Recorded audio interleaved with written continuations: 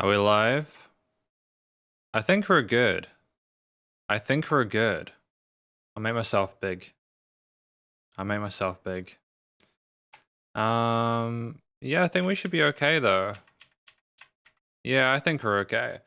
Sup Shredders, my name is Logan, aka Spiderhands, and welcome to an SP Livestreams where today I'm reviewing people's favorite songs. And if we switch over to here, we have ourselves nothing because I'm here now. We're here to review people's music. Now, just going to do something real quick. So I want to talk about a few things. 1, 2, 3, 4, 5, 6, 7, 8, 9, 10. I have a launch pad here. I don't know if you guys know what a launch pad is. Here, launch pad. I have one of these things, right? And it just has some USB issues occasionally, so I just have to reconnect it. But it was interesting that I started streaming and it disconnected. There's just a whole lot of stuff plugged in, I think, to my USB interface at the moment. So yeah, welcome to the live stream today. We have Katana Protec in the chat. Well, hello to you. 2026 is okay so far. Just getting back into the swing of things with live streams and had a lot of reviews lately. I do actually have a powered USB splitter. I have a powered USB splitter. My custom PC has like 12 or something USB inputs. It does a lot of things. I've just got like a half dozen. It's got a half dozen like you know, USB interfaces. I got like a launch key as well as a stream deck, as well as several different audio interfaces, as well as a launch pad, as well as a Behringer control, as well as a few other toys, as well as a keyboard, as well as an electric drum kit that I've got connected to it. So it's doing a lot of work, but it's good. How was your year, Katana Protec? Hopefully your year's going well so far. Can't be worse than 2025. What a crap year. I'm sorry to hear that it was a crap year for you, man. I mean, for me personally, it was a year where I got a house. So I hated like 90% of it because getting a house is stressful. But then the last 10% of actually having a house and being able to be in that over Christmas and decorate it with a Christmas tree and lights and stuff, that was really nice. So we have a few reviews to do today. Wow, there are a lot of people here. A lot of people here. So I'm gonna have to start adding tracks to the queue. So I've got LCC85 first up with their song from Eason Chan. Got Omabala. Welcome to you too. We got KC1243, Arcade Fire, Neighborhood 1. Wow, yeah, those are a few, eh? Weber 1128, I'll take care of you. Birth Heart, Joe Bonamassa, thank you for that. I'm just gonna confirm things here because sometimes I will not. Yeah, I don't even know why I have the queue up here because I never go back to it, eh? I think I used to delete the entries or do some other kind of weird stuff. I don't know.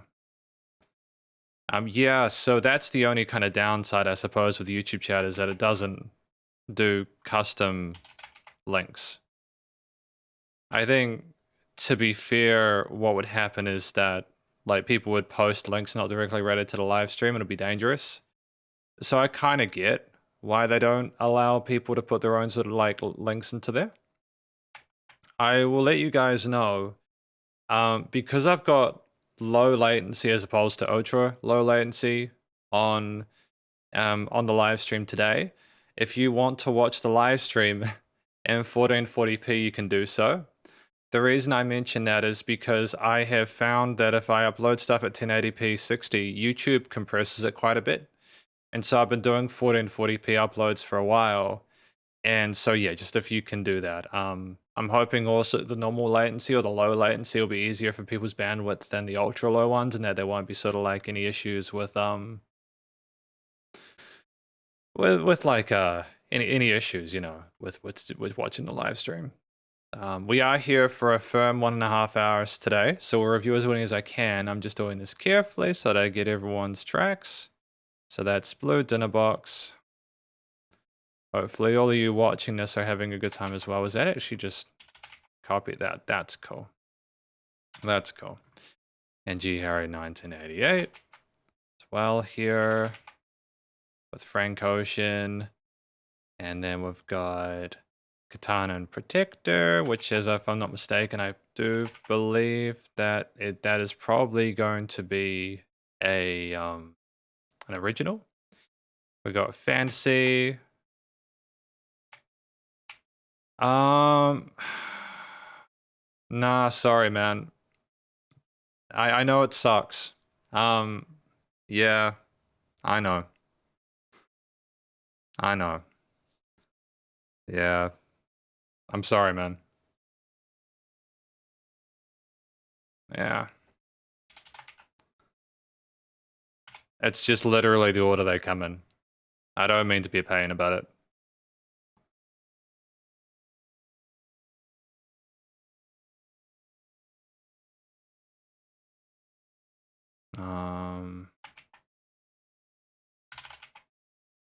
Billy Joel, Honesty.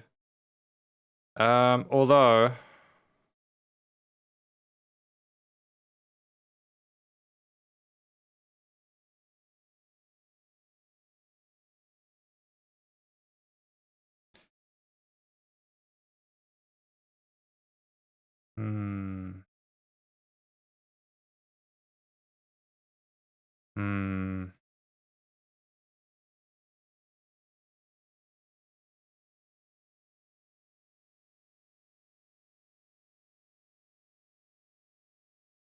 okay, sure. This will be the one time this occurs. The one time this occurs. What I'm going to do now is I'm going to edit this. I'm going to edit this so that I can... How do I edit this in post? I want to stream settings. Here we go.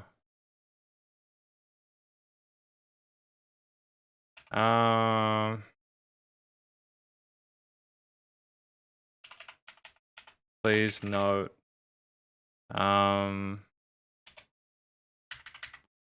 Please also put the name. Please don't post send links through chat. Only name and only artist, band, and track.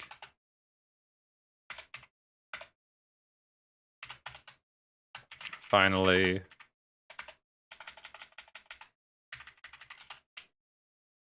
I reserve the right to not listen to a receipt. Okay. So the crowd has spoken. The Shredders have spoken. We will be doing Katana's track first, as they were the first. I have also made a point of updating the description so that people understand that in future we cannot do links through chat. It's just not, YouTube doesn't allow it. So we are up to Leon Chan. Thank you, Sup Kaiwin. Hopefully you're well. Yeah, no. YouTube's pretty straightforward about it. You just don't post inflammatory stuff. YouTube will self-censor. It's just the way it is. Okay, in that case, what we're going to do is listen through Kana and Protect this track. Hopefully you all are having a nice day today. If there's anything you guys want to talk about, just let me know. Happy to chat. But during the listening sections, I'm basically just going to be pretty much sort of like focusing on the listening part of things, I suppose. So Katana and Protector with Arcade Memories. Let's go. I assume this is probably it here. Well, they come as if from outer space in a variety of weird guises. Defender, Pac-Man, asteroids. To fans, they represent a challenge. But to critics, as Terry Drinkwater reports, they are a menace.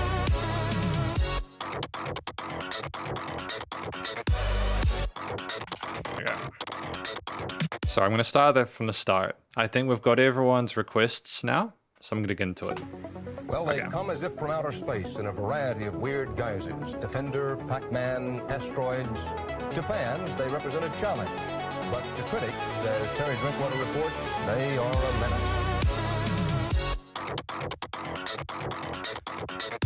I typically really like the production with Katana's work.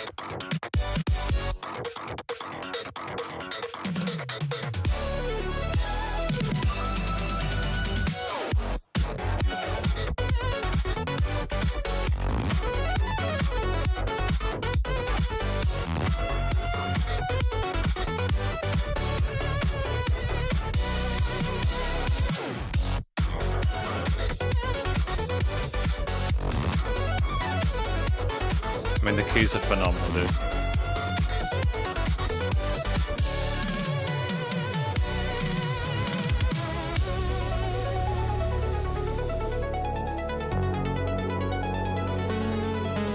I mean, it's some of the best production that I think I've heard from any of the electronic musicians that I've reviewed.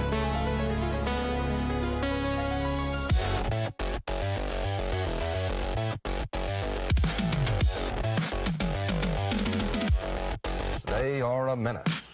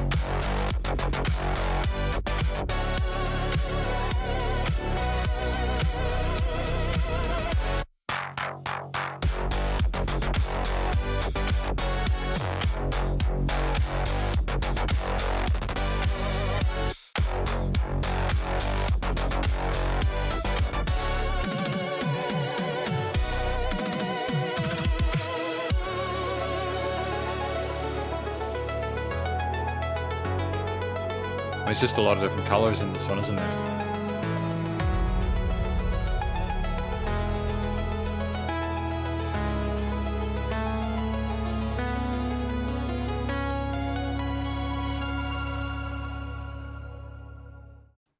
So let's talk about this track from Katana and Protector titled Arcade Memories. I think it's really splendid electronic music. It does definitely, you know, in terms of Arcade Memories, it does remind me of a lot of arcade music from like the 80s and 90s. It's very, very pleasant to listen to.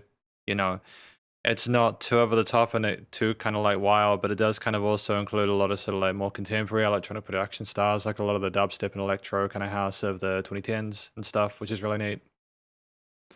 I think just But the critics, as Terry Drinkwater reports, they are a menace. I like the voiceover there. I think that this track does shows a lot of personality without you necessarily needing to complicate it with like lyrics. You can kind of just get lost in the music without needing narrative. So I think that's a sensible idea. There's a lot of interesting sort of musical ideas throughout this piece there, and it's a phenomenal use of the 3 minutes 18. Like, there's no filler within it. It never stays on one concept for too long, never overstays its welcome. And typically, regardless of the relative intensity of things, it's a pleasant experience for sure. I think some of the percussive ideas there with great sort of competency over like the main sort of 4 minimums of music, you know, the quarters, eighths, triplets, and sixteenths. It's just also knowing how to be on beat and syncopated, when to rely on quarters, when to adjust tempos or feel things relative to kind of make it seem a bit more sort of like organic. It's also the polish of the production of the drum parts. There was some really interesting sort of like more sort of accessible, professional sounding drum tones, which definitely suit the kind of electric, kind of like arcadey aesthetic of the piece and the synths beside them without being a little bit too literal about it to make it seem a little bit kind of like unpolished. I think like the flavor of those synth sequences and bass parts is really great as well. It's cool to have things kind of flip and loop like that and to kind of allow things to kind of respond to each other in a way that makes sense throughout the frequency spectrum. And you got those kind of flurries of keys and stuff like that, which you really need, you know, to decorate the frequency spectrum really well. You know, there's a nice sort of like exploration of different pitches through the piece there, as well as a lot of interesting sort of major, minor, sort of like tridal passages, as well as sort of like pad parts there and chords and used there, either as stabs or as more sort of like slower tone kind of like atmosphere builders. But knowing to have different tempos and different sort of like chapters kind of segments it in a way where it definitely doesn't take the listener's attention for granted. It's nice to have those different angles of the type of music or the style or the kind of direction we're going, displaying different vibes, I suppose, of arcade memories. And I just think the kind of reverb tails that you have on a lot of the synth passages, especially at those lower speeds there, lowest tempos, kind of, they sound, they're mesmerizing. They add this kind of wonderful kind of like feeling and nostalgia, but also like can get lost in your head and sort of, it's very dreamy sounding, like you're lost in the world of that music. And I do like that we occasionally play with the tension of certain parts here, add little rises there, have pauses. Sometimes the drums are there, sometimes they're not, to establish compositional dynamic range to the piece. Production-wise, it's fantastic. I like the way that the very sort of synth-based production, etc., the drums, keys, everything, the vocals, the voiceovers isn't over-polished and sounds like it packed over its time there, but just really, like, there's no applicable constructive critique on my part. It's like very much a kind of like, it's suspicious to me how good this is. Like, this seems like Katana. I genuinely feel that Katana and Protector deserve a lot more love and a lot more attention than they currently have. I mean, please, if you enjoy their music, go check out their Spotify page. Like, literally Katana and Protector here, as it's spelled here. It's really cool music. And I've listened to a lot of music from Katana and Protector throughout, like last year, for example, and it makes me happy. I just feel like I'm in safe hands listening to it at this point. Again, just to get those portamentos on those synths that clean is awesome. To adjust the varying amount of distortion on some other synths is really neat. And ultimately just, yeah, really mature composition. So thank you to Katana and Protector for putting this through. I enjoyed my time with it. It was a really good piece. It was a great way to start this live stream, eh? Just gonna make sure I didn't miss any requests here. I got Kai Warren's as well, which is good. So I got to add that to the bottom. Thank you, Jacob, for your request. Spent my days playing Virtua Fighter 2 in Daytona, USA on weekends. Yeah, no, absolutely. I can imagine that it would have been quite a formative. That's what I'm looking to, like a formative experience. And yeah, the same thing makes sense for different speeds and different sort of like auto aesthetics there. I like it. It's cool. What do we have next? We have LCC 85. You have a nice one too, dude. LCC 85. What is... No, that's the person. Silly me. Not knowing how to search things. We had a song from Eason Chan next. Titled, what is this one? What is this one called? It's Man, it's very small, this one. Let's go across. Long time no see, apparently. So that's the track. Long time no see. Thank you. I appreciate that. Long time no see.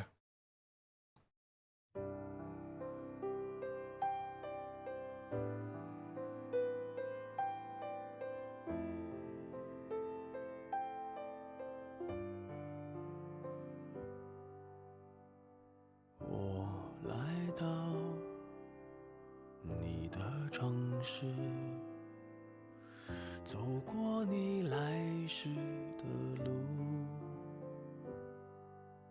想象着没我的日子，你是怎样的孤独？拿着你给的照片，熟悉的那一条街，只是没了你的画面，我们回不到那天。 Nice resolution of that passage. 你会不会忽然的出现在街角的咖啡店？我会带着笑脸挥手寒暄，和你坐着聊聊天。我多么想和你见一面，看看你最近改变，不再去说从前，只是寒暄，对你说一句，只是说一句，好久不见。 It's a very pretty performance. I like his vocal, like the expression and his timbre in the mix.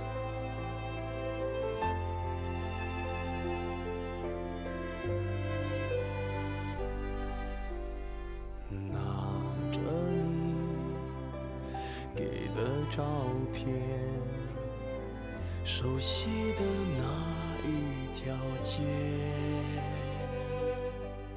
只是没了你的画面，我们回不到那天。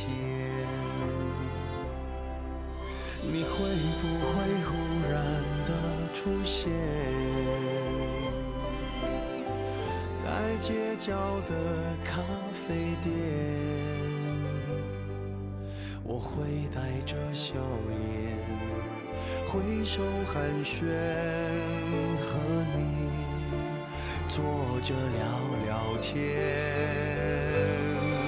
我多么想和你见一面，看看你最近改变，不再去说从前，只是寒暄，对你说一句，只是说一句，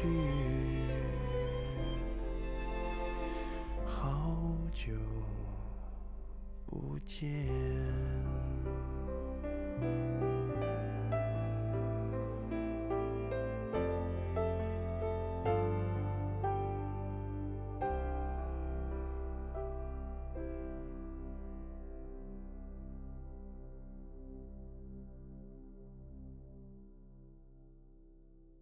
So that was a really pretty piece as well. For different reasons than the prior one.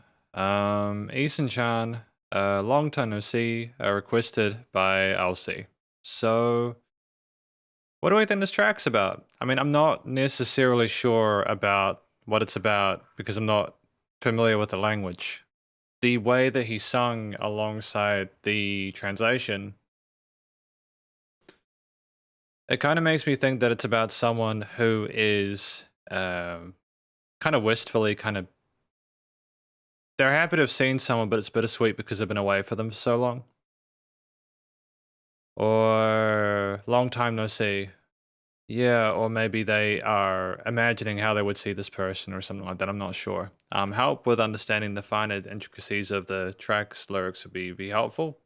But I think that's kind of the expression I get from that.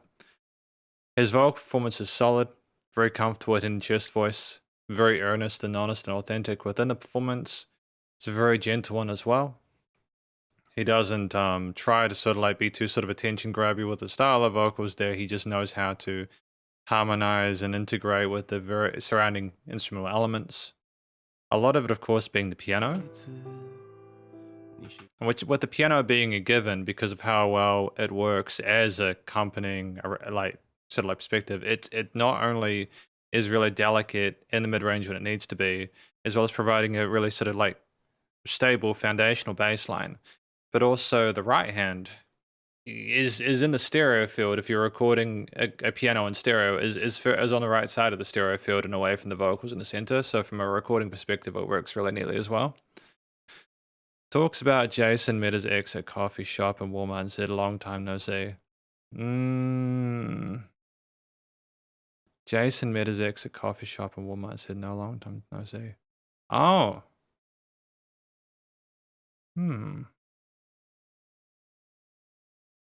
What So yeah, the piano works well, articulating different sort of chords within it, such as the major and minor triads there, never being too intense. The strings, when they come in, add a further sense of kind of like romanticism to it. They've got a sweet sort of lush texture that just effortlessly kind of like builds itself on top of everything else and kind of interacts with it. And it's also nice to have occasional accented notes on the right hand for emphasis, as well as to have like a sub-layerish kind of approach to some of those string elements there, so there's like depth to the arrangement. To have those kind of cymbal shimmers was nice, sort of accent certain components, but I don't think this track suffered from a lack of drums. I don't think we would have necessarily have benefited from like a drum kit pushing us along like a lot of other music that I've heard from around this time period. I assume this was released, 2007. So, the temptation to put a full band in there might have been strong, but here it's just very kind of earnest.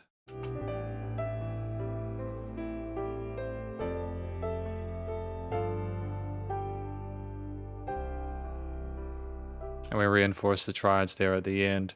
Yeah, it's just a really pretty track. I mean, the studio production is really sort of solid. I like the way the vocals are positioned in the mix, that he doesn't need to sort of push himself too much in order to be able to hear things clearly within the arrangement, that he knows what notes to use to avoid any sort of discomfort there. Compositionally, sometimes we had an extra bar or an extra amount of an idea that added a bit of sort of suspense, but it ultimately resolves again to a very sort of like pleasant major there without becoming melancholic or bittersweet.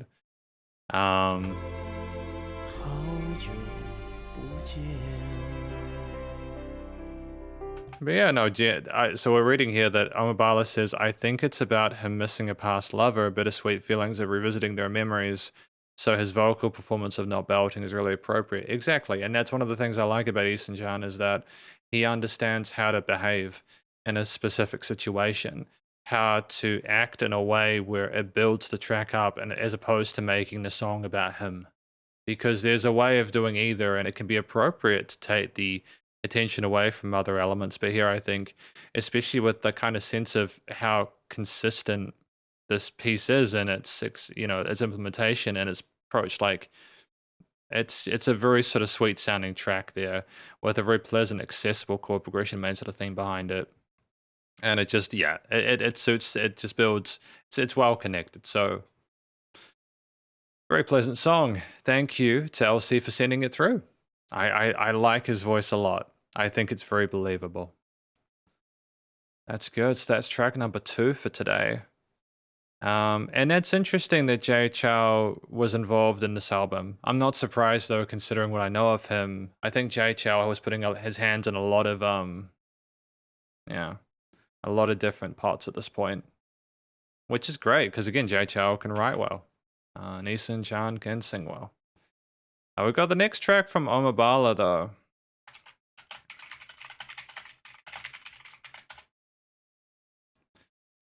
With Gareth T and Sky is Your God. I'm not sure what this one's called. Let's find out, eh? Settled the score with sorrow, apparently. Let's do it. Let's go.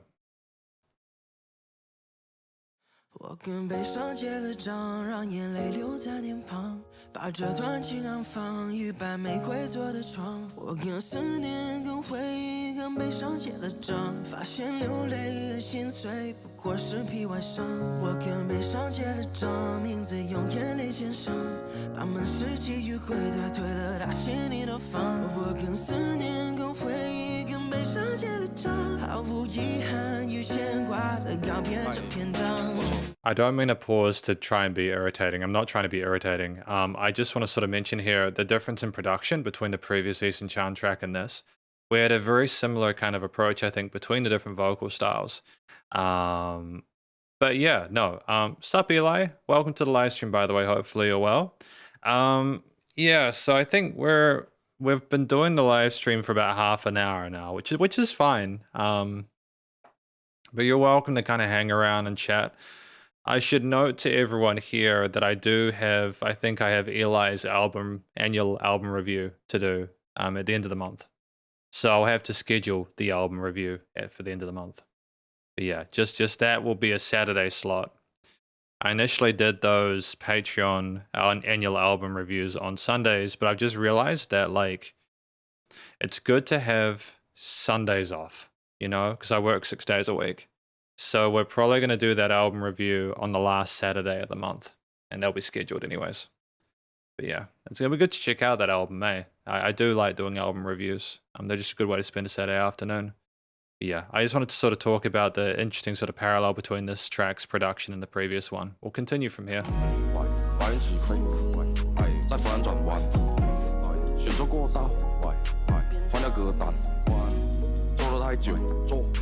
剪头发酸，好久没听到，起落平安，没错，起飞降落，起飞降落，起飞。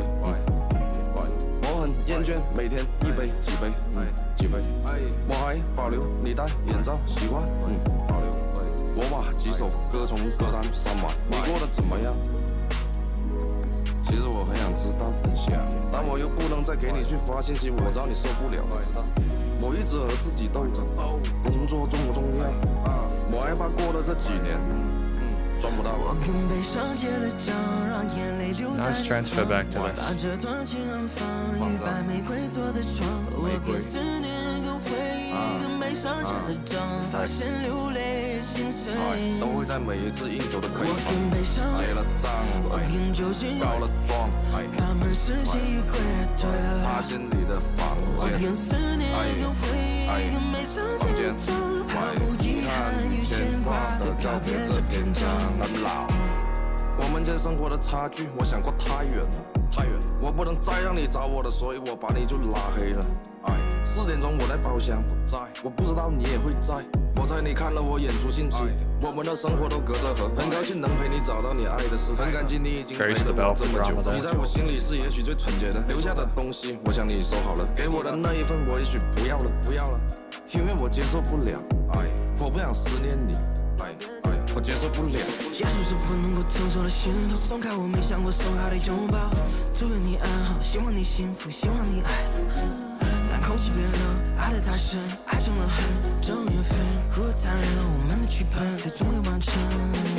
还算是朋友吗？脸上冷很累吧，来杯甜言吧，把事情都变简单。有些事要懂放下，有些事真的没办法，把这段感情埋葬于流沙。我跟悲伤结了账，名字用眼泪签上，把满是记忆归他，推了他心里的房。我跟思念、跟回忆、跟悲伤结了账，毫无遗憾与牵挂的告别这篇章。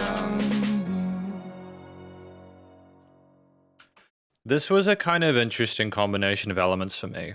This was a track from Gareth T, as well as Sky Is Your God, titled, again, Settle the Score with Sorrow. Now, I'm going to potentially say something a little bit controversial here, and I don't mean this with disrespect, especially to Omabala who recommended this. I'm not sure if I necessarily like the combination of the rapped and the sung elements here. I think Gareth T's vocals are fantastic, and I do also separately like Sky Is Your God style of vocals. I think that together, it's a very blunt contrast. And I think it was nice. I think what kind of helped to tie it together, and I'll put the art up on the screen here. What kind of helped to tie it together is that we had Gareth T rapping at some point. I think for him to kind of come across the line a little bit and to allow himself to kind of go more like kind of like phrase of Gareth T's part, it's like we're trying to provide an R&B-ish kind of like combination with the sort of more modern kind of like late 2010s, early 2020s kind of like trap kind of like stuff. It's yeah, it's like we're trying to be so measured with Sky Is Your God's approach, with Gareth T's very kind of breathy, kind of dreamy style. It's just interesting. I'm not gonna say that it doesn't sound that it sounds poor. There are edits online where Sky is removed. That's yeah.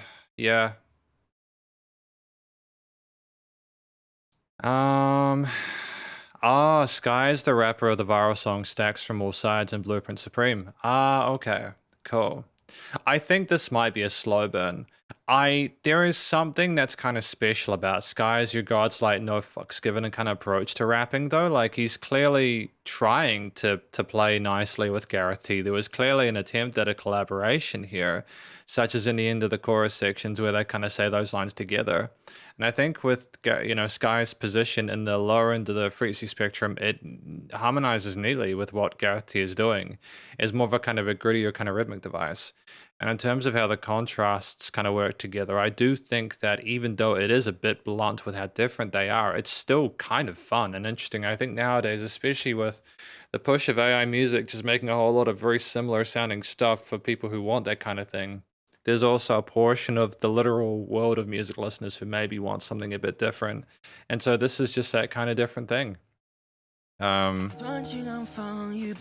do like the use of the keys at the start to try and sort of soften and make it a bit sweeter there. And we have some interesting chords and some sort of extensions and occasional, like maybe chromatics, but most things are mostly diatonic within the relative signatures and scales and stuff.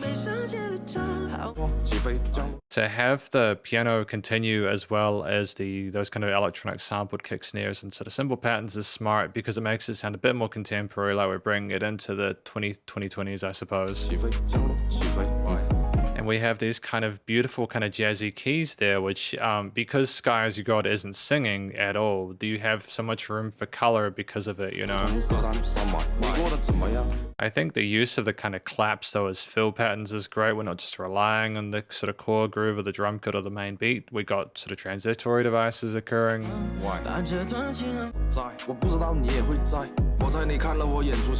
And I think that you've got these kind of very kind of blunt kind of like bump bump bump kind of like pizzicato parts and other little flurries and bits of ear candy in there that sweeten it. I mean there's no filler within the 3 minutes.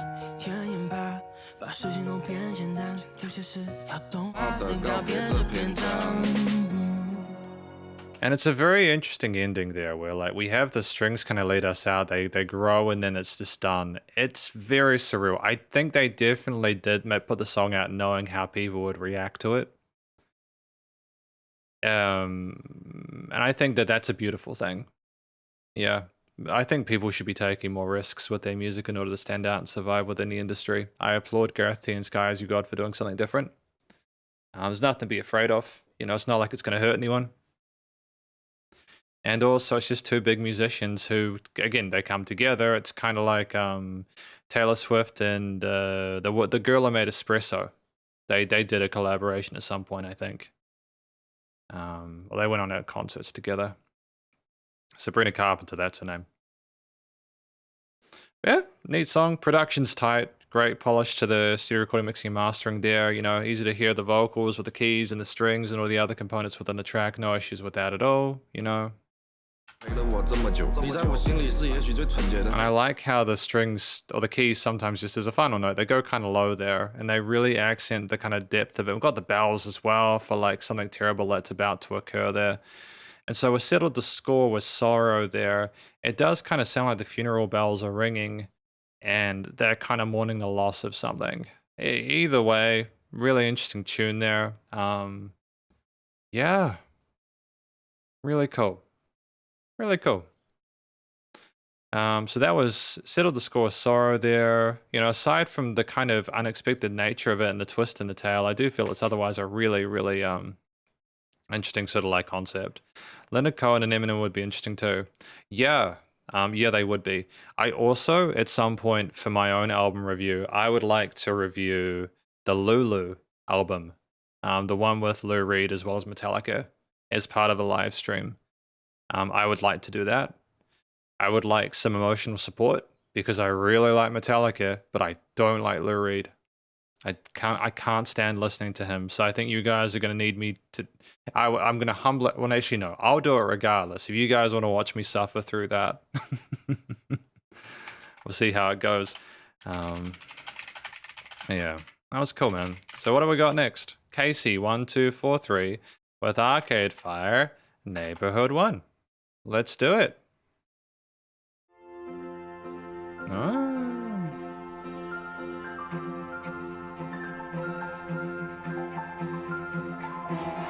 Kind of fluffy with the keys as well as the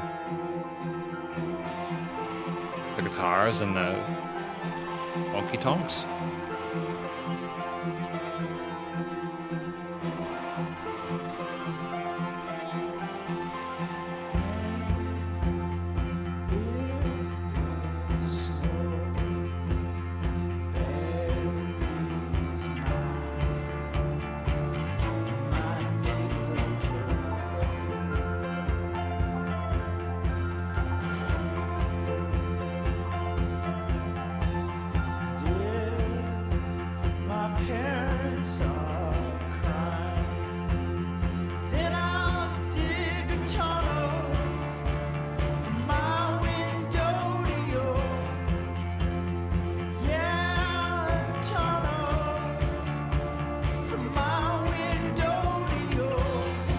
Interesting lyrics.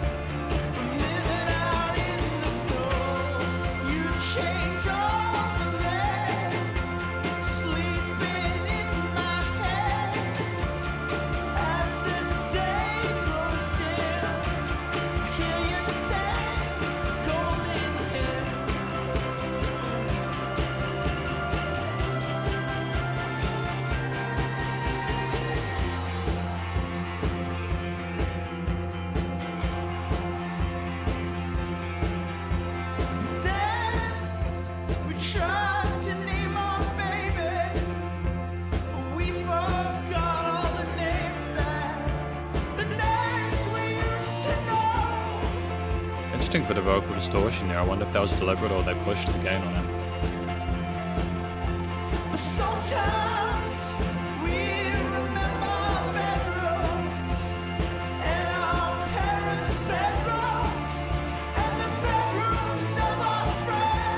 I think we are deliberately adding distortion to the vocal lines.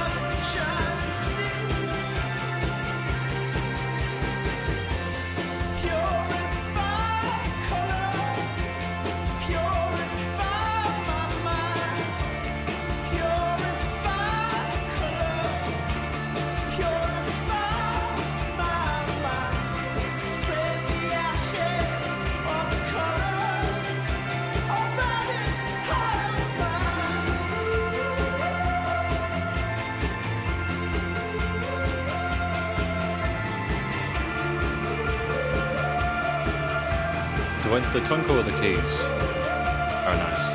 You hear them going like. Dun, dun, dun, dun.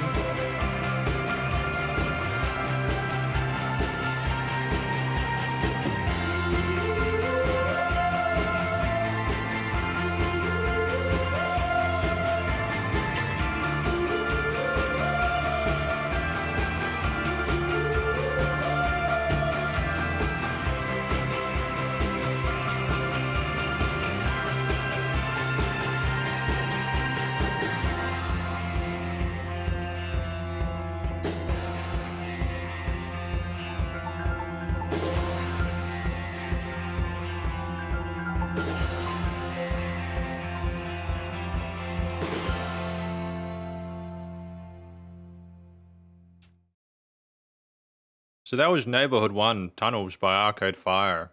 Apparently they are Canadian. Thank you, I appreciate that. What do you think it's about?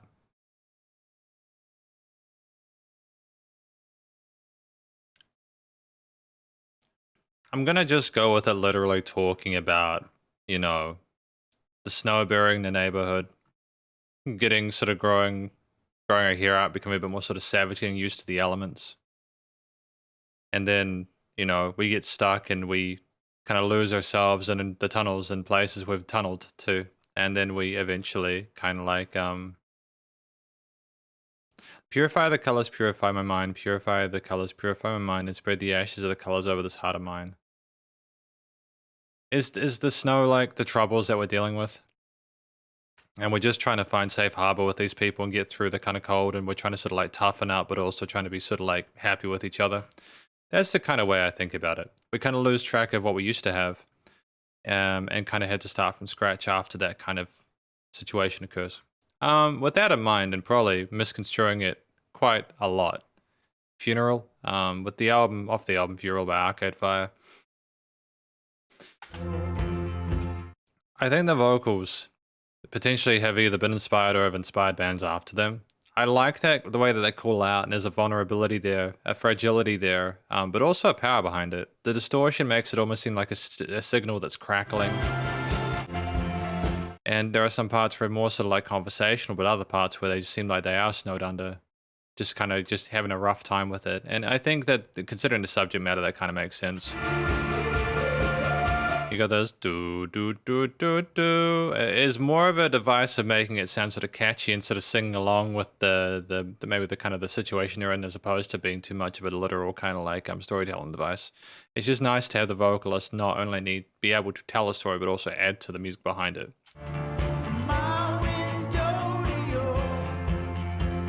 I mean, like, instrumentally, I feel like a lot of this track is well sort of like structured. There are very sort of like choruses and verses there. There's like an extended instrumental section near the end, where it kind of turns into a dance track with the offbeat syncopated hi-hats and stuff like that. There's a kind of sort of sensible groove to it. But like, if you go back to the start with that extended kind of instrumental intro there, the stereo field is surrounded by a lot of different instruments, including the various sort of like main sort of key sections with the flutters of either synths or modulator keys, the drums on the piano on the left side there with the kind of honky tonkish kind of old time classicy one, making it sound a bit more vintage than it might be otherwise. And as we bring the drums in more gently there, we can tell that we're not allowing the drums to be too aggressive or blunt here. We want them to kind of settle into the fiery ether of the snow. But there's a lot of reverb tails on things to kind of make them seem like memories as opposed to little kind of things dancing around in the mind there. Almost like we're working our way out of the mire that we're in as we dig through the tunnels. It's just a really thin sounding snare tone, and I'm not almost usually a fan of it, but I think we're trying to make the antithesis of something aggressive sounding here. Sure, the guitars are kind of scratchy sounding and they've got a bit of kind of hiss and fire to them, but like it's almost like in that kind of, let's say that mid-2000s kind of like indie kind of rock kind of vibe there that they had, where like that it was scratchy but like kind of harmless at the same time. But yeah, honestly, the thud of the acoustic kit, it's just nice to hear a drum kit that's just got an interesting tone and not overproduced there. The way that things kind of surround you in the stereo field with those key elements makes the track sound very, very full.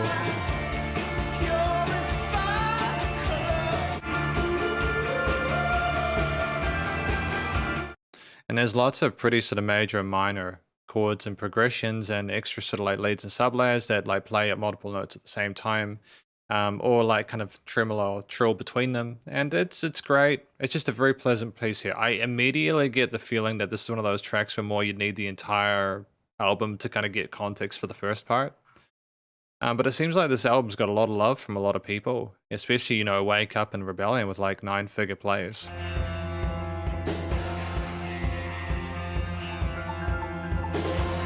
And yeah, the occasional sort of centerfire kind of synths, they do sound a bit like the stuff we had at the start there with the kind of automation at the volume of that there. So I think that's kind of neat as well. Yeah, I mean, I like it. I don't necessarily love it. I think that though it's a great concept within itself. Again, I'm sure that the extra parts of the album give it more kind of like credence, lend more credence. And I think just production-wise, the fact that it is less overproduced kind of makes it seem a bit more sort of like grounded and sincere. I think that if you tried to do this like a modern metal album or if like a modern pop album there, it would have sounded just a little bit kind of like cheesy and kind of like almost suspicious there. They just chose the sounds they wanted, had again that kind of gritty kind of vocal take occasionally at times with the buzzing or frying of it, and they made a song where they were calling out from under the snow, so, or from the tunnel. So thank you to Casey1243 for putting this through. I appreciate it. That was Arcade Fire with Neighborhood Number 1.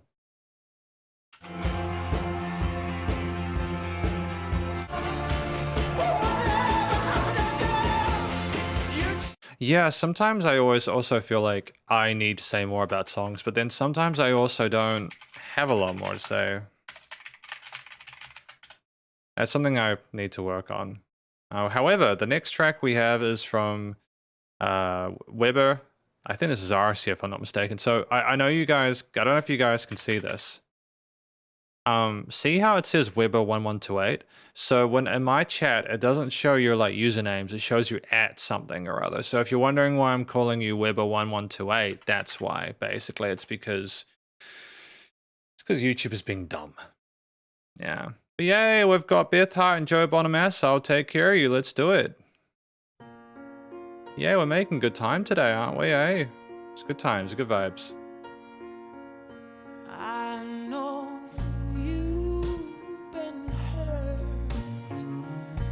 By someone else, I can tell by the way you carry yourself. She's got a very interesting voice, very kind of distinct.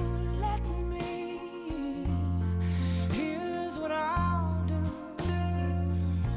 I'll take care of you.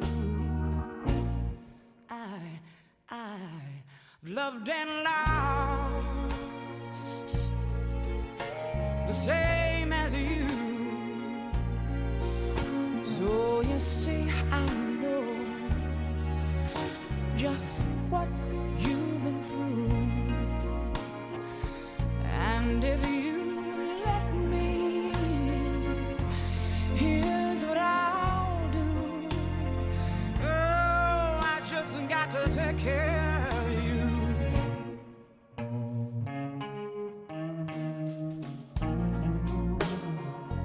My whiskey is my coffee, man. Where is your whiskey? Do you have your whiskey on you?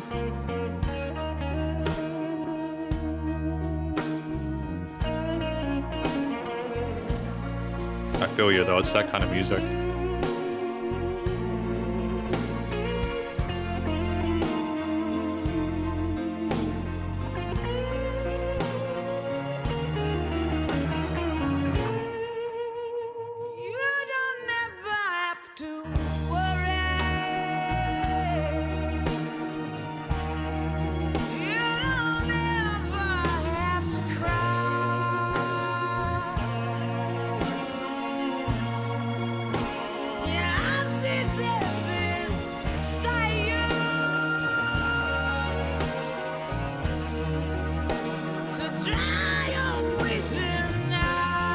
Phenomenal vocal fry on Beth's part.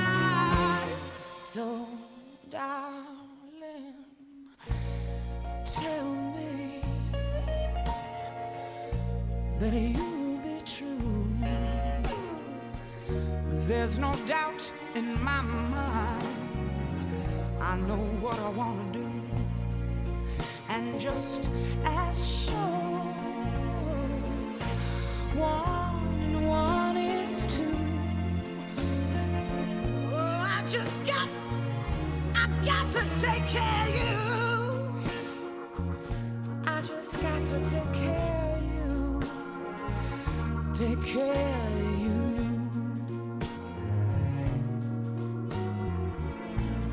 Is that a cello?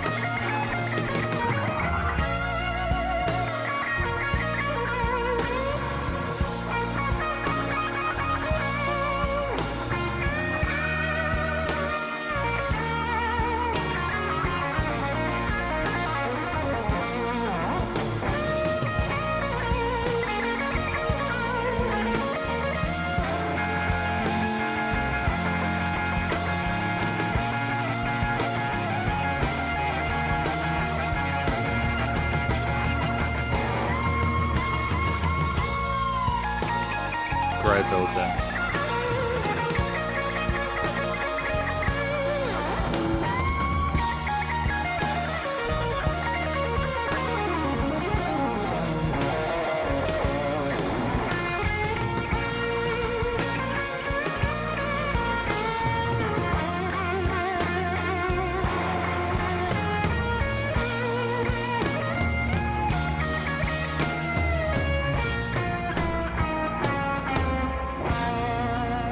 Sensational.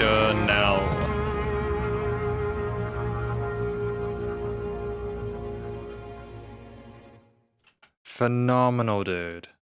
Phenomenal solo at the end. I love it. I love it. I love that so much. It's just so nice to have that compartmentalization or that segmentation of that main part where Joe Bonamassa and Beth Hart are sort of feeding off of each other, kind of having little lady bits there, but mostly sort of corresponding or allowing Beth Hart to have their time, you know, sort of reassuring the person that they're going to take care of them. But then Joe just pops off. And I've never really listened to Joe solo before, but he's sensational. And it's not in like a super crazy shreddy way.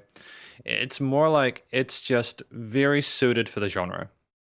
So first of all, that was RC's pick, if I'm not mistaken, Weber1128's pick for today's request of this track from Beth Hart and Joe Bonamassa, titled I'll Take Care of You. What do we think this track is about? Getting the art up on there on the screen. What do we think it is about? I think it's basically about someone trying to tell the other person, hey, I know you've gone through stuff and I've gone through stuff. And what you need to know is that I will take care of you. We will get through this together. We are going to make this work. And I'm not going to kind of BS you. You don't have to worry. You don't have to cry. Yeah, we will get through this together. I think that is just this kind of old soul mechanic.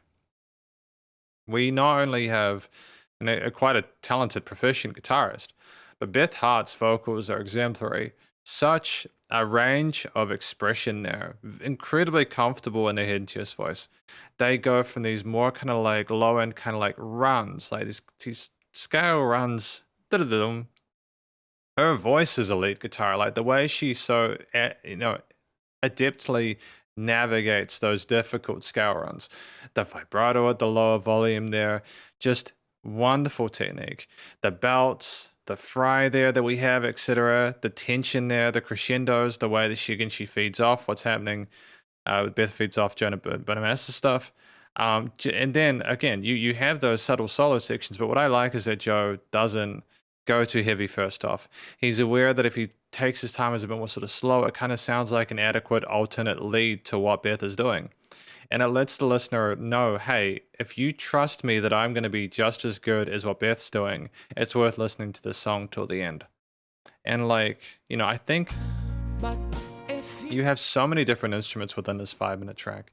There are so many things to appreciate from the start. you've been hurt, You've got the drums with the brushes and the kick snares and sort of crashes and sort of like tom parts, because there's some interesting tom fills as well, some sort of like quarter note, eighth note crescendos, and it's just great. The drums are phenomenal throughout, but also the bass, knowing to stick with the root notes and be nice sort of foundation on the low end. The keys kind of really sort of working that triplet format there with the arpeggiator to the right hand of the keys there. Playing some sort of not non-diatonics. There's some chromatics there to add a bit of kind of twist and spice to this blues piece with the full knowledge that the blues scale does contain chromatics and sort of like notes outside the major and minor scales there, while still sounding sad. just To have the strings coming in the low end, or the entire string section for that full feeling of force and legato whole tone feel or whole note feel and the mid range was wonderful. And the cello that we have as well at some parts had a wonderful kind of buzz and kind of sizzle to it that really sort of grounded things. got to take care of you. I think we also, not only keys, we also have an organ, if not mistaken. Like, it could be just be electric keys, a different tone. But either way, it's just nice to not just rely on the bass drum and keys, to also incorporate a full sort of backing section there that really sells the expression or emotion of what we're trying to accomplish. And again, we're not overcomplicated the main sort of backing motif. There's a mixture of kind of traditional sort of minor orient plus some 12-bar blues, this kind of stuff there. The last solo section, there's this massive pause before it where kind of Beth art just kind of allows Joe to sort of build up into it. And it's just so intense, because especially because if you're not keeping track of how far through the song you are, you wouldn't know it. You just be like, oh, the song's done. Oh, but why isn't it over? Why aren't we switching to the next one? Oh, big solo section. It's like, wow. And lots of bends and hammer on and pulley off kind of stuff like that. Parallel majors and minors, notes outside the diatonics or expected scale choices there.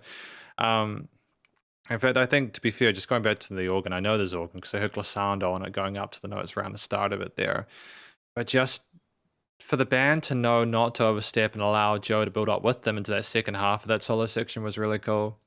And just, you know, tight as a metronome. In fact, is it a double bass? It could be a double bass. It could be misconstruing things or misunderstanding things. But just the vibratos there, the inflections on certain parts there, the abundance of feel, quote unquote, to the guitar playing here is sensational. The fact that all the notes came through clearly, and the fact that we knew when to add those unexpected notes outside of the expected scale shapes there, just to kind of add a sense of like smoothness to the note transitions, or to play with the listener's expectations there.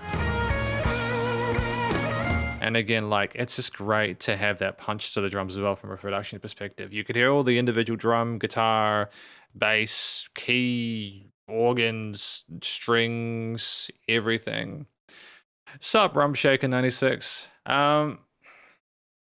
So yeah, feel free, if you haven't joined the Discord, you might want to check the Discord.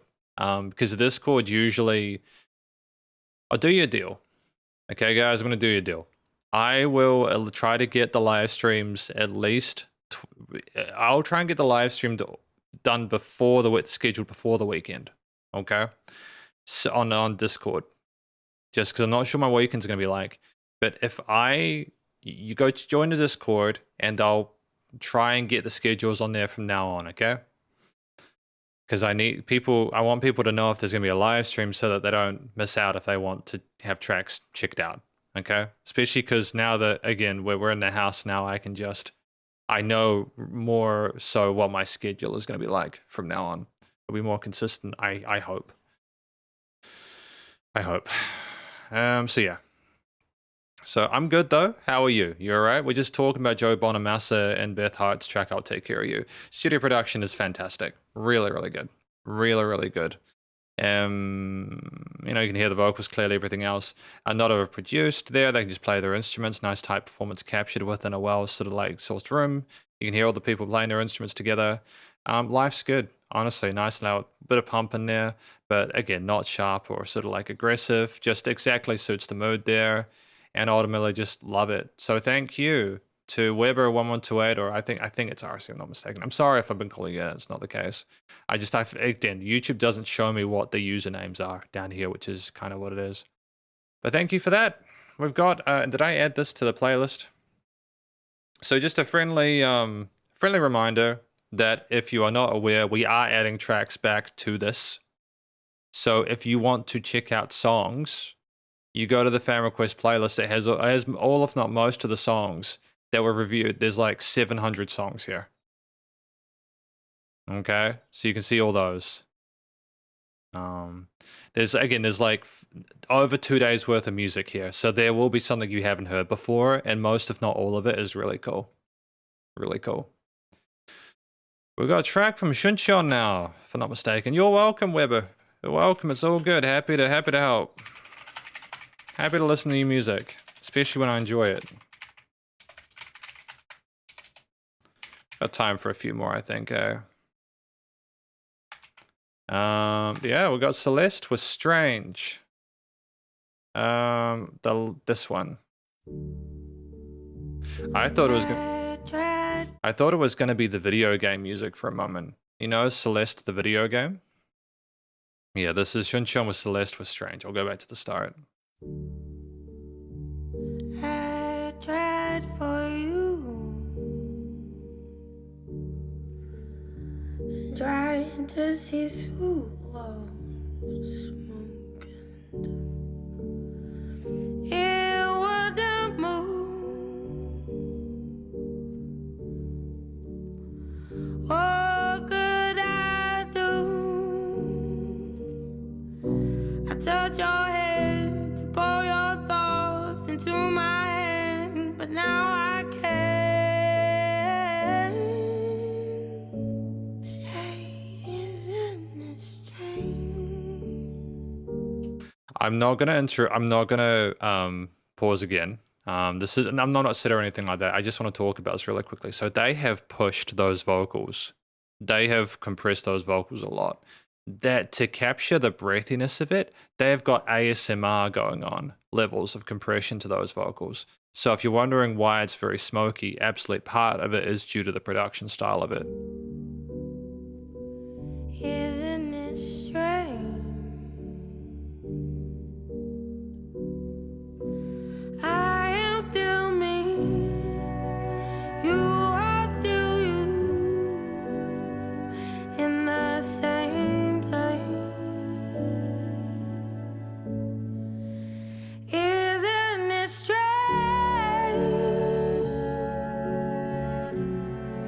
how people can change from strangers to friends, friends into lovers, and strangers again.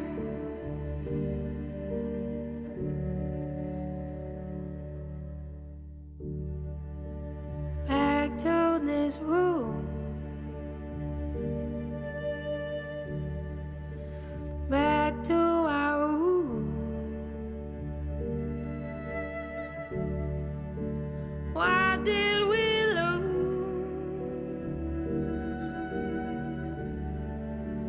Why did we lose? If I could, I'd pull your strings for one more dance, but I can't. Say, isn't it strange? Isn't it strange? You look at me, I look at you, with nothing to say. Isn't it strange how people can change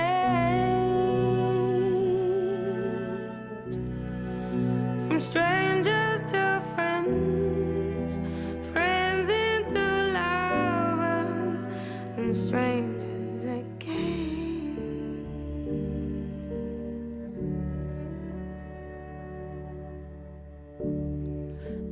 the silence steals over to my bedside,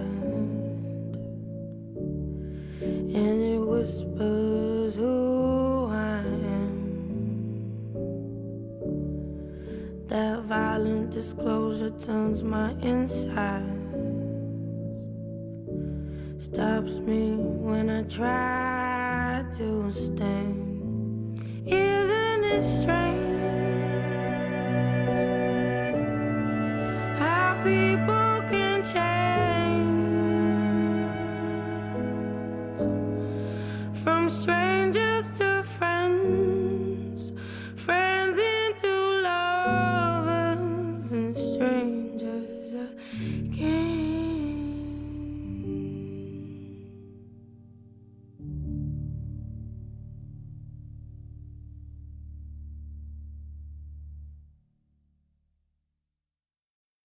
It's kind of a classy move, allowing the rest of the remaining 5 seconds of it just to be kind of empty like that. I kind of dig it. That was Strange by Celeste. That was Shunshion's pick for today. What do we think this is about? I think that's simultaneously about the things we tried to do for the other person without being able to make it work, and then, you know, realizing, hey, isn't it crazy how people can go from being strangers to strangers again? You know, back to this room, back in our roots, what do we lose? I would look, you know, silence steals over my bedside and whispers who I am. You know, that violent disclosure turns my inside, stops me when I try to stand. Sup, Connor Errington? Welcome to the live stream, hopefully you're well.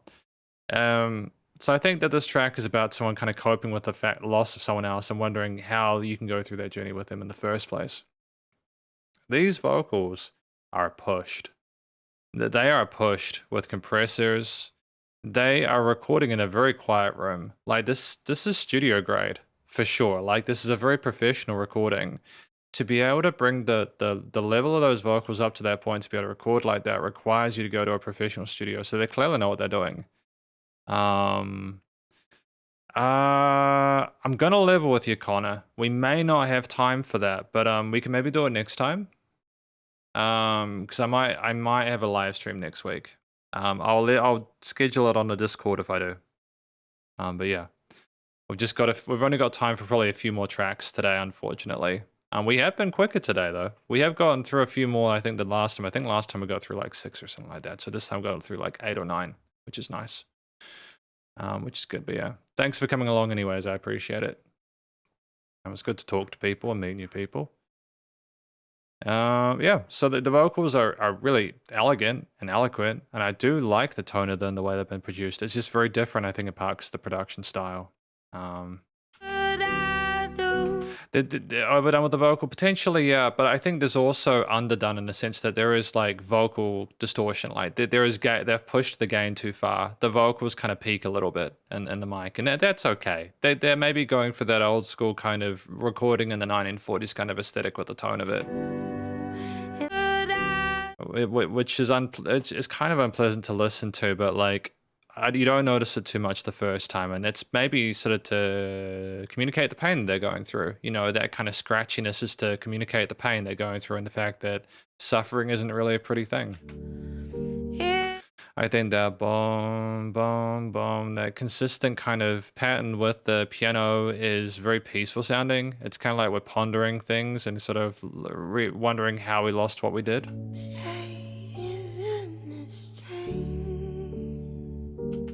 And we have lots of other instrumental elements there. It's structural wise, it builds as it goes along before it kind of falls down as per the bell curve. I think the strings as well. Again, the piano and the strings have been wonderfully produced, so I assume that the tone of the vocals and the occasional kind of like peaking is a deliberate design decision there. They clearly understand what they're doing.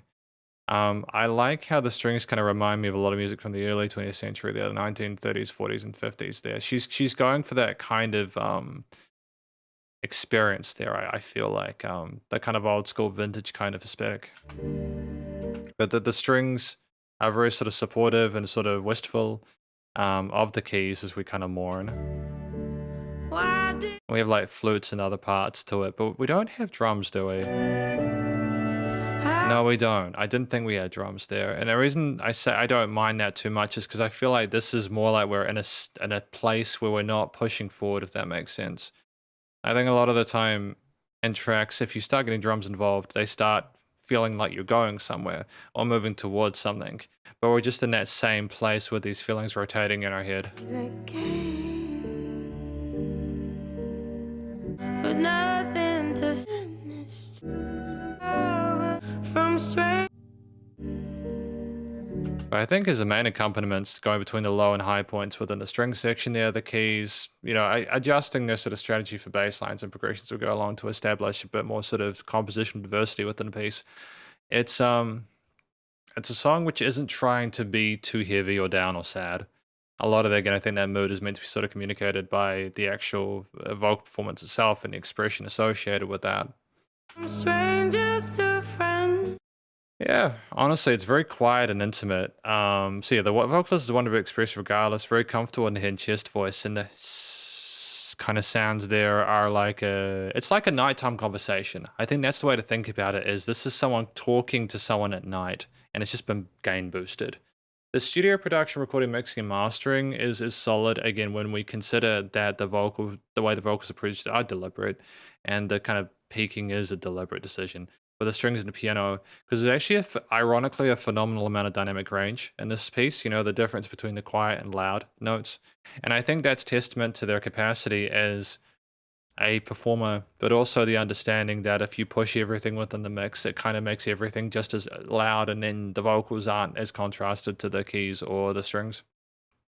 I think they decorated the frequency spectrum well as the stereo field. The music surrounded you in the headphones.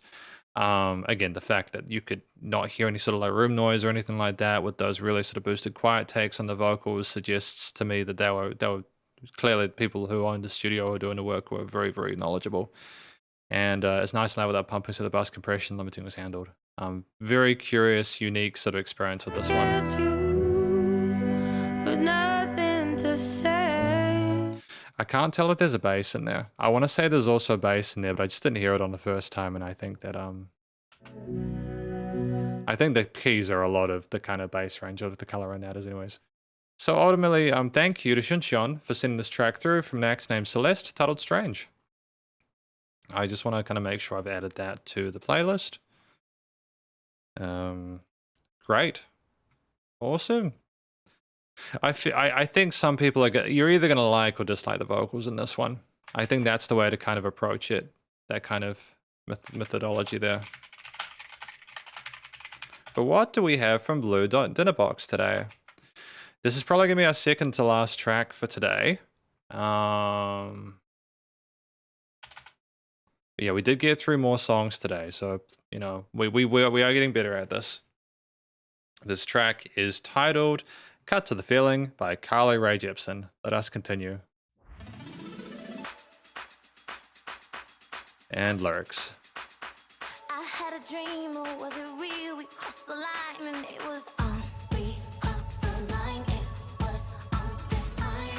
I've been denying how I feel. You've been denying what you want. You want from me, talk to me, baby. I want some satisfaction. That is a little good, very kind of blue.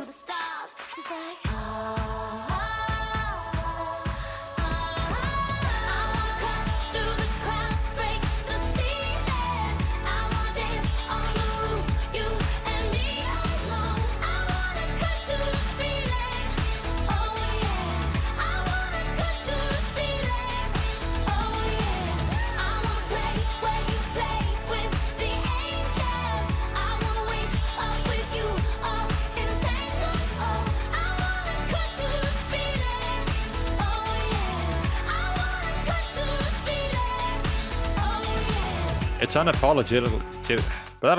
unapologetically poppy, isn't it? You know, it's not trying to be. Cancel your reservations, no more hesitations. This is on. Can't make it stop. Give me all you got. I want it all or nothing. No more in between now. Give your everything to me. Let's get real, baby. A chemical reaction. Take me in your arms and make me.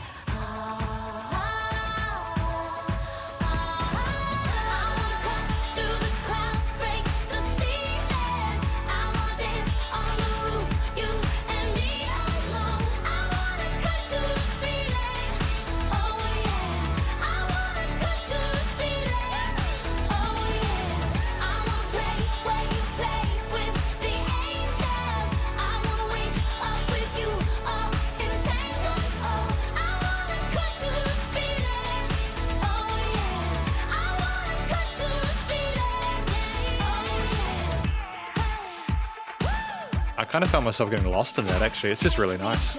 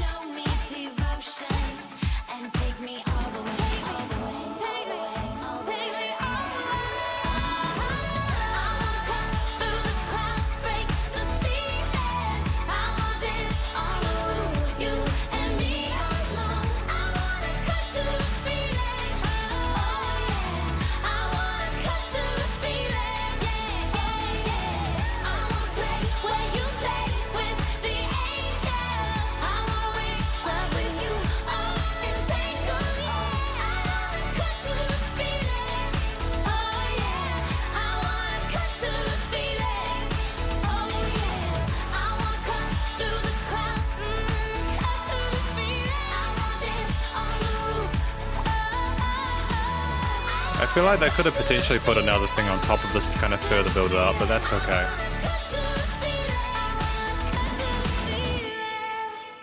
It was a smart move not to have it for a full 4 times, so I think that the 3rd time extra at the end for that tail at the end was totally fine. It's like unexpected, and no, it's cool. So that was Cut to the Feeling by Carly Rae Jepsen, requested by Blue Dinner Box 1370. What do I think this track is about? I think this song is about someone wanting to just get to the feeling of being close with that someone, not wanting to skip all the filler, you know, all the kind of guesswork and fiddling around and everything like that. You know, take me to emotion, I want to go all the way. Show me devotion and take me all the way. It's just, you know, I want to cut through the clouds, break the ceiling. I want to dance on the roof, you and me alone. There's something beautiful about that, if I'm honest with you. I just think it's a really pleasant thing to write a song about it. I think part of why Carly Rae Jepsen was successful is because, you know, because Blue Dinner Box says almost 10 years ago since release, I guess pure pop like this don't get old. I mean, why would it? There's nothing in here that is that is like aging things. I think that the trick with this kind of music is that if you write it about something that is universal and a tale as old as time, such as wanting to get with someone, you know, wanting to sort of like have fun, explore, and sort of enjoy yourself. And if you use modern production techniques which won't age, and if you avoid discussing subject matter that won't age, there's literally no reason for it to sound old. I think that's kind of the 2000s now is like it's like the stage now where if you want a song to last forever and sound great, this is it, because you don't have the limitations of a lot of the production parts in like the 60s and the 70s and 80s and even parts of the 90s, I suppose some of the 90s stuff still has a bit of kind of grit and grain behind it in certain parts, but it's more kind of like the old stuff, and that's something you can sort of mirror with modern production techniques anyways. But yeah, honestly, it's a really great song. Carly Rae Jepsen's vocals here are fantastic. I think that very comfortable in their chest voice. They belt out, they call out, they're wanting to communicate to you. They're peppy and charismatic, and they have spice and like a joy for life. And it's just great to listen to. Great sort of color and texture and timbre to the voice. And like it's distinctive in the mix. And there's so many other elements outside of their vocal performance within this track that are compelling. You know, like we go back to the start. I mean, at 3.5 minutes, there's absolutely no filler. I would have maybe potentially have wanted an alternative kind of like lead layer out of one of the plethora of instruments that we had, you know, throughout this piece in general. But I think, again, having that 3rd chorus at the end was fine. That 3rd time of the chorus was fine. It was something we hadn't had before, and that we didn't have a 4th to overstay our welcome. We just kind of wanted, I think, to get it as close to that 3-minute 30p point as possible. Yeah, there's and it's just a fun, interesting tone. Like we're kind of going upwards. Cut to the feeling, fly through the sky, break through the ceiling. The instruments kind of catch on to what the lyrics are talking about. They suggest it before you even get there. Just starting a track with an unconventional texture there with a kind of energy that is similar to what you're trying to sort of like express is really good. We have an interesting sort of like drum groove there with the claps and the hi-hats and everything like that, which is really nice. And what's really neat here is that we explicitly focus on the mid to high ranges, where like we have the vocals in that same range as the claps and the hi-hats, and we have those kind of pads in the background there. And it makes the choruses heavy and more intense because you don't have those there. Like it segments because of the varied intensity within the spectrum. but it still kind of keeps a lot of the brighter elements there to keep things uplifting, whilst you have the chord note accents on those kick and sort of like snare patterns there. So ultimately, like, again, segmented well structurally. It's like pleasant to listen to. The music sounds fun. It's not trying to commit in one direction or another, kind of like mood wise. It's not trying to be too emotional. Take me all the way, take me to emotion. I want to go all the way. And that kind of interval of that midpoint there where you have the different vocal layers going over top of each other showcase Carly Rae Jepsen's proficiency as a vocalist, whilst also allowing a kind of a catchier kind of chant that the crowd can get behind her while she does sort of like loops around it. You know, it's just a nice sort of palate cleanser at that point.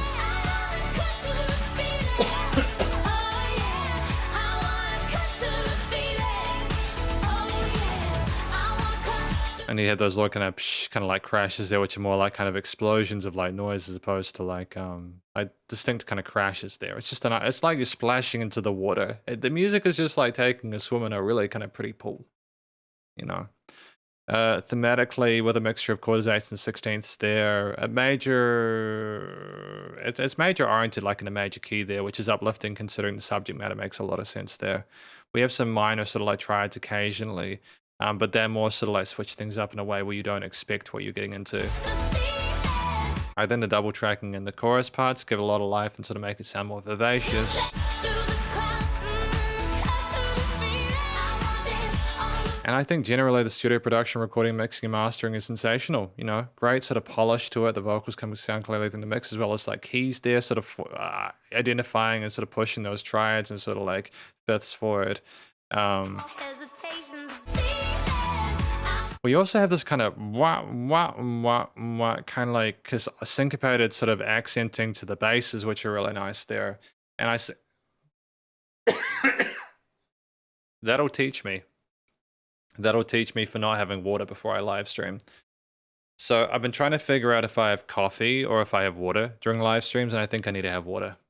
Water keeps my throat good. You know, you got to take care of your throat when you do vocal work.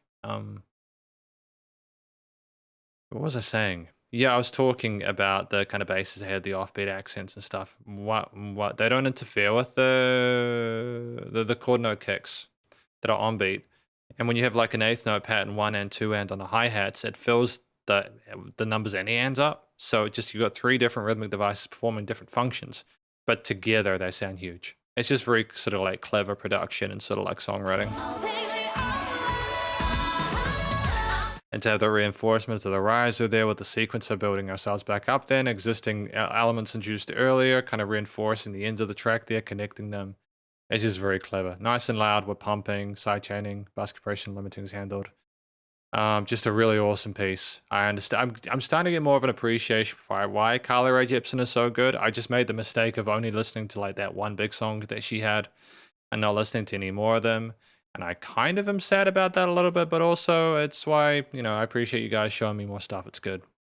Thank you for showing me more of Carly Rae Jepsen's work, especially Blue Dinner Box here. We got one more song for today. Thanks for your request. Okay, Frank Ocean with Nikes. Let's do it. What do we got? Welcome, Kaiwan.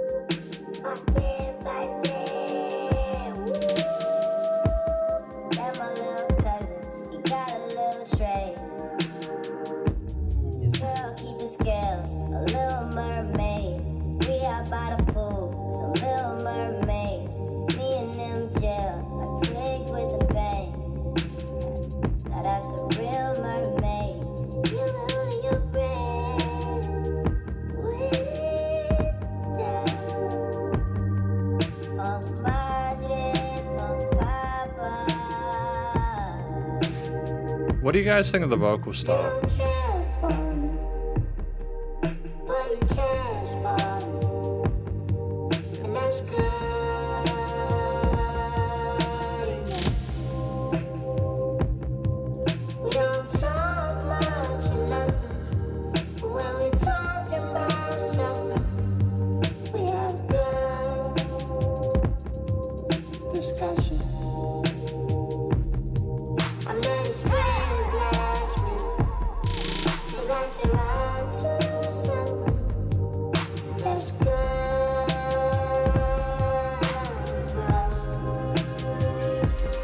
Let you guys prophesy.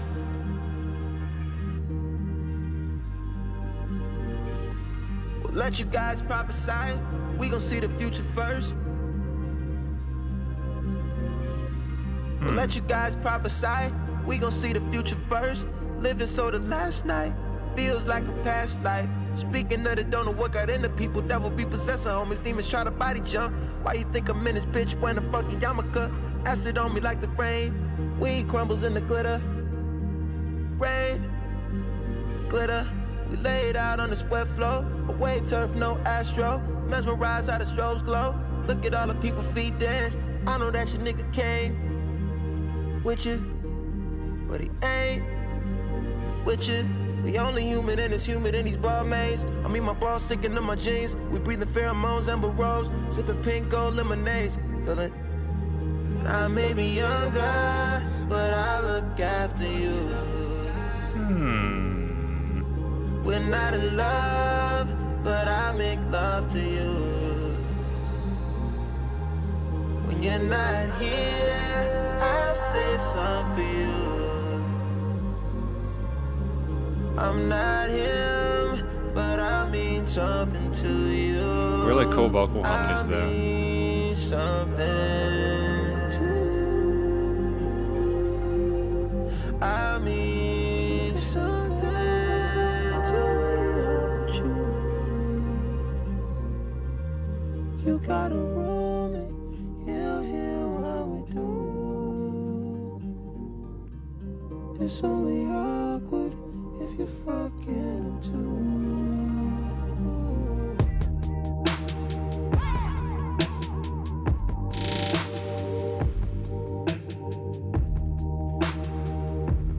I kind of get this one. Like, I've not always understood Frank Ocean's work, but I kind of understand what this one's about, I think. It's really clever music, man. I dig it. So that was Nikes by Frank Ocean, suggested by G Harry 1988. Get that loaded up there, and I'll put that into the playlist as well. And I'll just actually make sure that the previous one was put in the playlist. Man, I gotta remember, when I go to a new track, you put it in the playlist. Do that immediately. OMG Blonde. Is that relation to Frank Ocean? I think he does have his hair dyed in this one. So what do we think about Nikes? What do we think this track's about? I think it's about...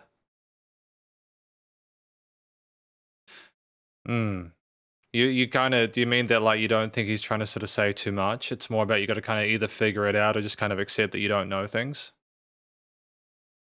I kind of appreciate that. It's amazing to find that kind of success with a private album, because often a lot of the time one of the sort of so-called fundamentals is that you need to be able to connect with the listener somehow. But I suppose maybe people like the work because they feel like they're outside of the cool kids club and they want to kind of be a part of it by following Frank to see what else they do. I think that this is more sort of talking about Frank Ocean and his interactions with others and they're kind of trying to make allowances, even though he knows that like they won't love each other, that he's younger. Like, he knows there are potentially some sort of like things that shortcomings, but he wants to try and make it work regardless. There are things that people have said he needs that he doesn't have, or unrealistic expectations. I'm not sure what the Punk Madre Punk Papa is. Maybe it's a self-reference or something like that, talking about himself, how he grew up or something like that. Pouring ones out for people he knows. There's just a lot of different things that are discussed within this one. When he talks about that you guys prophesy, we're going to see the future first part, it kind of maybe kind of discusses like the latter half about how he's making his own future, actively trying to reach out to these people and make things work for himself. Maybe that's it. Maybe that's it. I'm not sure. But either way, I think it's a really kind of intimate tale where I think you need more time to sort of consider the kind of general context of it, and maybe you need the rest of the album to sort of put everything together. Either way, I feel like it was a cool story to listen through. The vocals, the production on them, as well as the sort of like cleaner parts near the end, and how we play with that modulation, that pitch shifting, that tuning there, the different intervals there. Clearly very comfortable with how they use their post-production stuff there. But it's also a really strong stylistic choice to use a completely different tone of voice for the start of an album like this. We're very kind of comfortable taking the listener by surprise and going, oh, wait, what is this? And then at the moment you kind of wonder what their real voice sounds like, they change it. They start bringing it back. And it's almost like maybe the different voice is him trying to sort of establish another persona or something like that. Maybe it's him going in and outwards there, trying to be more real with someone than just trying to find another way to communicate, or maybe kind of like ducking out with the awkward if you're, fucking him too part there. Maybe he's kind of becoming a bit more sort of like insular at that stage. I'm not sure.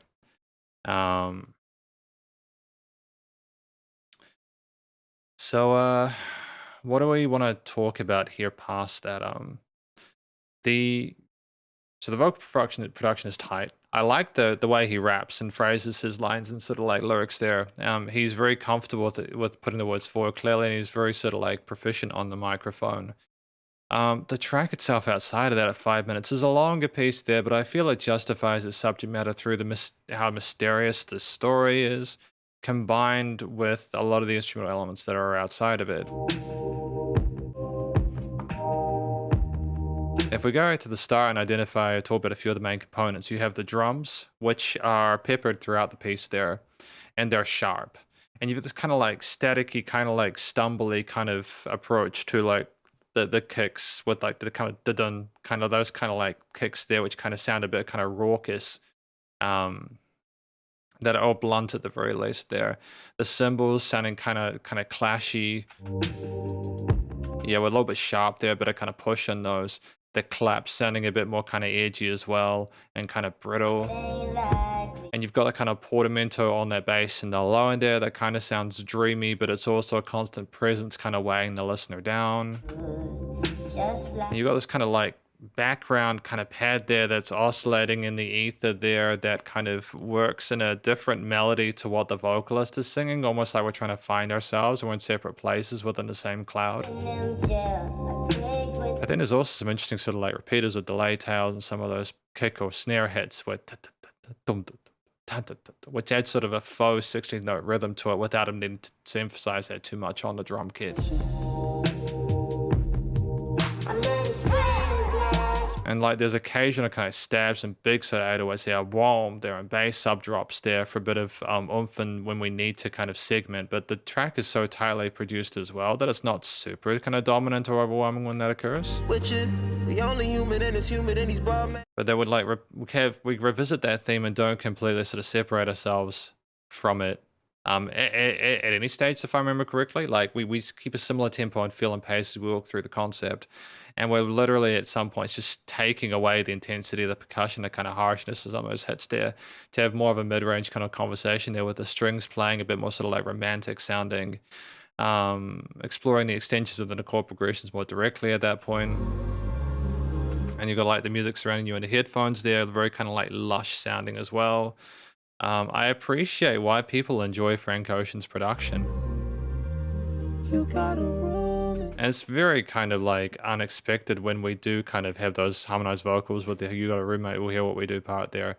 It's just it's like antithetical to a lot of what we expect from this kind of music at this point, especially there. Deliberately kind of modulating or sort of changing our voice, not for the sake of trying to tune to make a sort of a sung vocal performance work or something like that, but simply trying to sort of segment into different sort of aesthetics or personas is just kind of dope.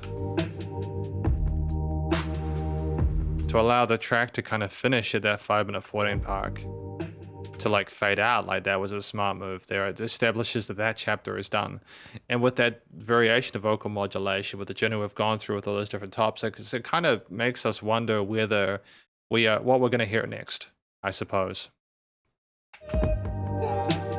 But it's a very kind of like, again, I feel like he's also saying you're either going to like this album or you're not, and you've got to make your decision now. And again, I can see there's like tracks with billions of plays here, so clearly it worked out for him. And that's definitely part of its popularity. The word blonde itself more or less symbolizes a core theme of this album, the duality of Frank Ocean as in blonde male and blonde female. See, that within itself is an interesting kind of concept to decide there, and I'm glad that we're exploring it. But I can, again, immediately understand why it is very personal. It's brave, and it paid off in a commercial sense as well, I think. It's very, very good.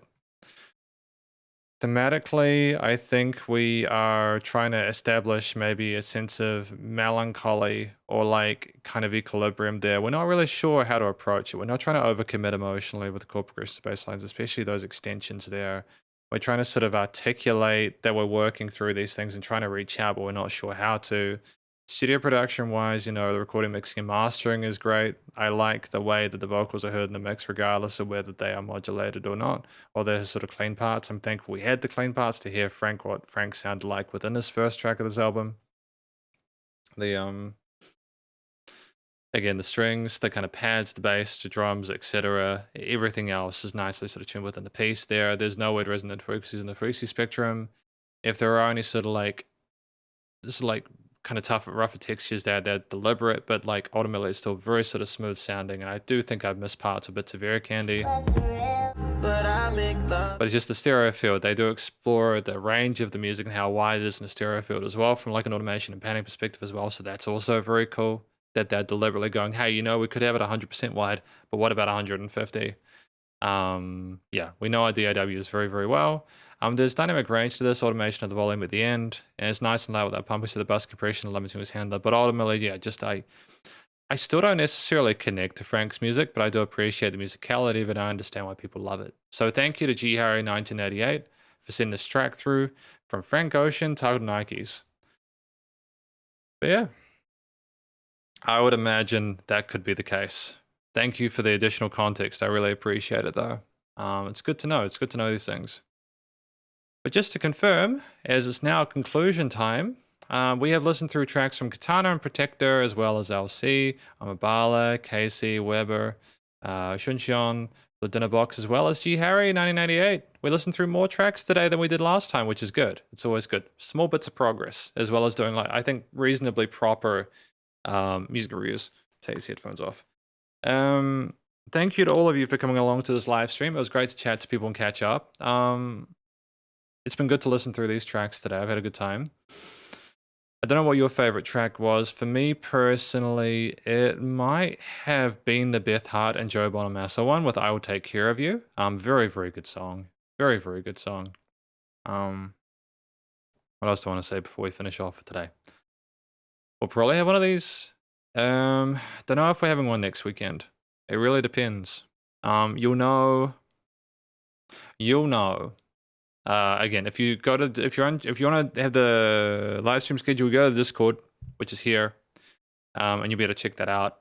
If you haven't subscribed to the channel as well, if you want to keep up with live streams or get your songs reviewed, go to subscribe to the YouTube channel. And then finally, again, just a general reminder that we have Eli's album review at the end of the month, which we're going to be sort of scheduling as well. If you want custom multi-music reviews, you can get that done, as well as an annual album review when your spot comes up in the queue, which should be good.